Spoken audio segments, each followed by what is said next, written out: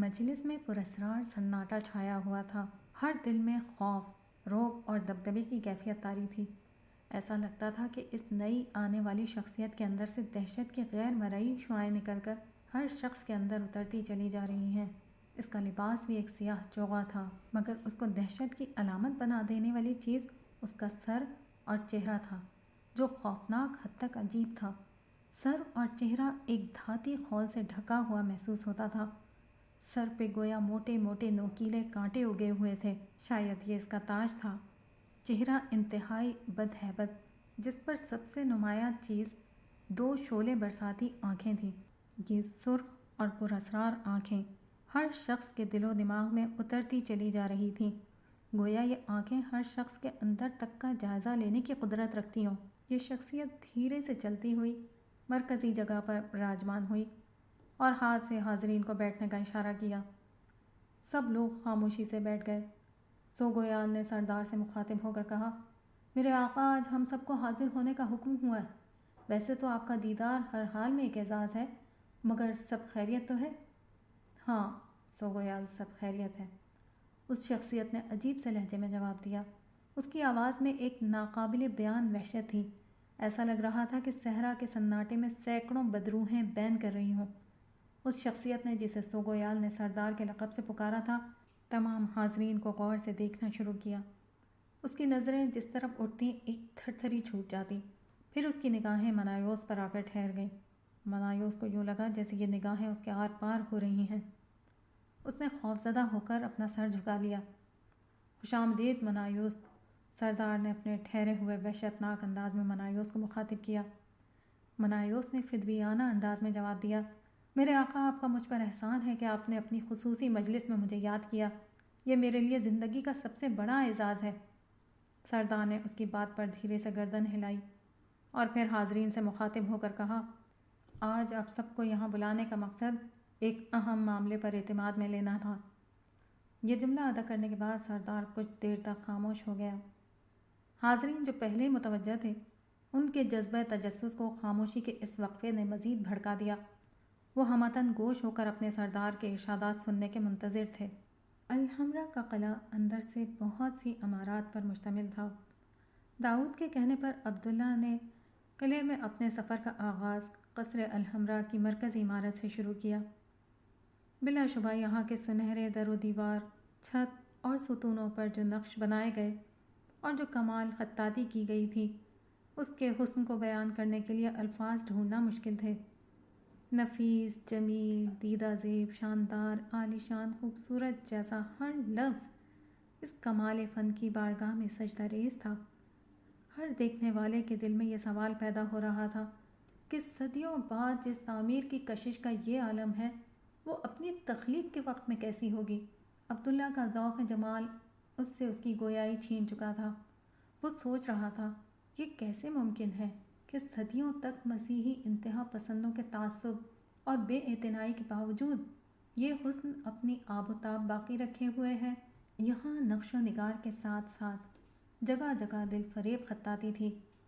اس جمال کے ساتھ عبداللہ جیسے خدا پرست کے دل پر جو چیز خدا کے جلال کا عکس روشن کر رہی تھی، وہ اس بے مثل خطاطی میں بے گنتی دفعہ دہرایا گیا ایک جملہ تھا، لا غالب الا اللہ۔ عبداللہ نے داؤد کی توجہ ان الفاظ کی طرف مبذول کراتے ہوئے دریافت کیا، کیا آپ کو اس جملے کا مطلب معلوم ہے؟ ہاں، اس کا مطلب ہے کہ اللہ کے سوا کوئی غالب نہیں۔ یہ غرناطہ کے آخری حکمران خاندان کا سرکاری نعرہ تھا۔ غرناطہ اسپین میں مسلمانوں کے 800 سالہ اقتدار کی آخری پناہ گاہ تھی۔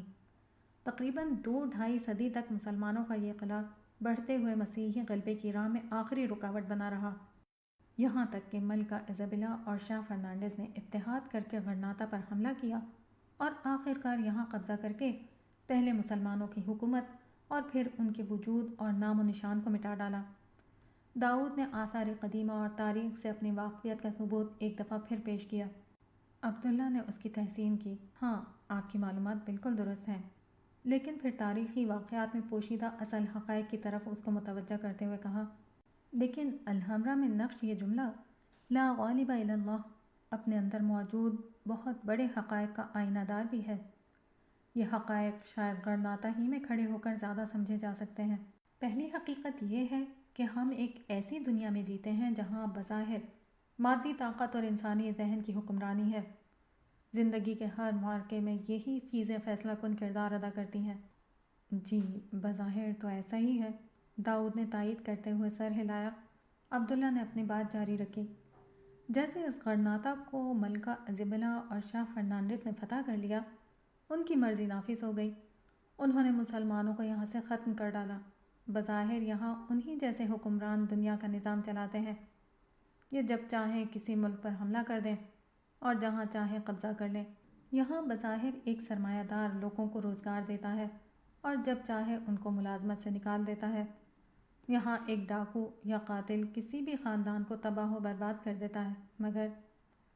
اس مگر کے بعد عبداللہ نے ایک گہرا سانس لیا اور بولا، یہ فریب نظر ہے۔ حقیقت یہ ہے کہ یہاں سارا اختیار اللہ کے پاس ہے۔ اصل میں تو یہاں اسی کا فیصلہ نافذ ہوتا ہے، وہ خدا جو نظر نہیں آتا، جو حواس کی پہنچ سے دور ہے۔ یہ دنیا دراصل اسی کی ہے اور اسی کی مرضی کے مطابق چل رہی ہے۔ داؤد نے ایمان سے بھرپور لہجے میں کہا، جی یہی ہمارا عقیدہ ہے۔ عبداللہ نے کہا، یہ کسی کا عقیدہ ہو یا نہ ہو، اس سے کچھ فرق نہیں پڑتا، یہی حقیقت ہے۔ ویسے آپ نے کبھی شطرنج کھیلا ہے؟ داؤد نے کہا، شطرنج نہیں، کچھ خاص نہیں، نوجوانی میں کچھ شوق ہوا تھا مگر اب نہیں کھیلتا۔ عبداللہ نے کہا، شطرنج ہارڈ بورڈ یا لکڑی کے بنے ہوئے جس تختے پر کھیلا جاتا ہے اس سے بساط کہا جاتا ہے۔ اس بساط پر سیاہ اور سفید خانے بنے ہوئے ہوتے ہیں۔ ان میں مختلف مہرے ہوتے ہیں۔ بادشاہ جیسے مرکزی مہرے سے لے کر پیادے تک سب اپنی اپنی جگہ موجود ہوتے ہیں۔ داؤد نے کہا، جی یہ تو مجھے معلوم ہے، اس بساط پر شطرنج کے مہروں کو آگے پیچھے کر کے ہم چالیں چلتے ہیں اور مخالف کو مات دینے کی کوشش کرتے ہیں۔ عبداللہ نے کہا، بس تو آپ بات سمجھ گئے، یہ دنیا بھی ایک ایسی ہی بساط ہے۔ خدا نے اپنی قدرت اور حکمت کی بنیاد پر دنیا کی یہ بساط بچھائی۔ ہم سب اس کی بچھائی ہوئی بساط کے ادنیٰ مہرے ہیں، مکمل بے بس اور مکمل غافل مہرے۔ عبداللہ یہیں تک پہنچا تھا کہ ان دونوں کے قریب ہی ایک مغربی جوڑا آ کر کھڑا ہو گیا۔ مرد نے عورت سے کہا، میں تمہارے لیے ایسا ہی ایک الحمرا بناؤں گا۔ پھر قول کے بعد وہ فعل سے خاتون کو اپنی محبت کا قائل کرنے لگا، یا شاید یہ کبھی نہ بننے والے الحمرا کی ایڈوانس قیمت تھی۔ عبداللہ جو ان دونوں کے آنے پر خاموش ہو گیا تھا، مزید کچھ کہہ کر انہیں ڈسٹرب کرنے کے بجائے داؤد کا ہاتھ پکڑ کر ذرا آگے چلا گیا۔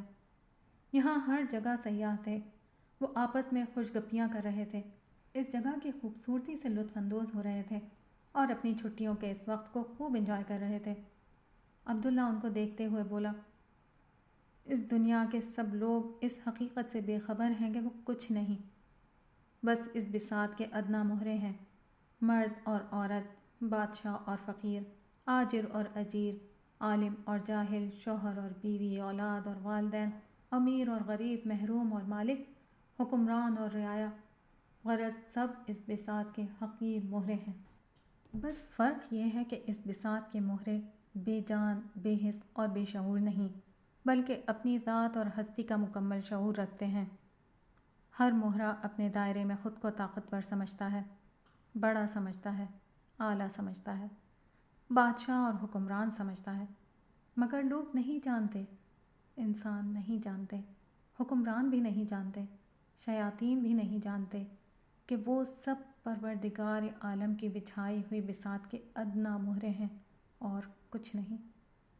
اور اللہ تعالیٰ اس بساط کے واحد کھلاڑی ہیں؟ داؤد نے اشتیاق سے سوال کیا۔ یہی دنیا اور شطرنج کا دوسرا فرق ہے، اللہ تعالیٰ کھیلنے کھلانے جیسی چیزوں سے بہت بلند ہیں۔ وہ تو اس بساط پر امتحان لے رہے ہیں، امتحان میں وہ اپنے پسندیدہ بندوں کو چن رہے ہیں، جن کو ہمیشہ باقی رہنے والی جنت میں اپنا قرب عطا کریں گے۔ لوگ سمجھتے ہیں کہ دنیا کا نظام وہ چلا رہے ہیں، وہ چالیں چلتے ہیں، دوسروں کے فیصلے کرتے ہیں، اپنی مرضی نافذ کرتے ہیں، لیکن کے بعد عبداللہ نے گہرا سانس لیا اور پھر کچھ رک کر بولا، لا غالب الا اللہ کا مطلب یہی ہے کہ اصل فیصلہ یہاں اللہ ہی کا نافذ ہوتا ہے۔ اس بساط پر صرف اسی کی مرضی چلتی ہے، یہی اس کی عظمت ہے۔ وہ اس بساط پر کہیں نہ ہوتے ہوئے بھی مکمل کنٹرول رکھتا ہے، اسی لیے وہ القہار ہے۔ داؤد نے کہا، لیکن اللہ نہیں تو پھر اس بساط پر کھیل کون رہا ہے؟ کھیل کن دو کھلاڑیوں کے بیچ ہو رہا ہے؟ عبداللہ نے کہا، یہ اس بساط کا تیسرا فرق ہے۔ یہاں کھیل نہیں ہو رہا، جنگ ہو رہی ہے، انسان اور شیطان کے بیچ کی جنگ۔ چاہے تو آپ ان دونوں کو کھلاڑی بھی کہہ سکتے ہیں، مگر در حقیقت دونوں حالت جنگ میں ہیں۔ لیکن سانحہ یہ ہے کہ اس کھیل کے ایک فریق یعنی انسانوں کی غالب ترین اکثریت کو معلوم ہی نہیں کہ وہ مستقل طور پر شیطان اور اس کی اولاد سے حالت جنگ میں ہیں۔ یہی انسانوں کا اصل المیہ ہے۔ عبداللہ بول رہا تھا اور داؤد کو ایسا لگ رہا تھا کہ ایک بارش ہو رہی ہے جس نے فضا میں ہر طرف چھائے گرد و غبار کو دور کر کے زندگی کے اصل حقائق کو اس کے سامنے کھول دیا ہے۔